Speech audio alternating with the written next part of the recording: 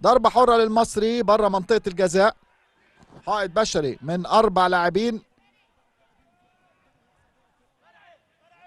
ادي اهو، ادي الكرة الأولى اهو من جوناثان، شاف ان هي جت في صدره، ثم بعد ذلك الكرة الثانية برضو من جوناثان مع جريندو، شاف انه تدخل عادي بين مدافع ومهاجم. الياس جيلاسي تتلعب عالية يا ولد من غير ضربة جزاء، مش محتاج ضربة جزاء. الفتى مروان يضع الكرة في الشباك مع اكتمال الساعة في هذه المباراة، يعيد المباراة لنقطة التعادل. يا مروان يا مروان، كنت فين من زمان؟ يصدر الفرحة ويشعل المدرجات البورسعيدية بهدف التعادل الرائع. رأسية، وطبعا مش محتاجين، يعني مش محتاج اقول لكم صناعة مين، صناعة مين؟ صناعة الموهوب الياس جيلاسي.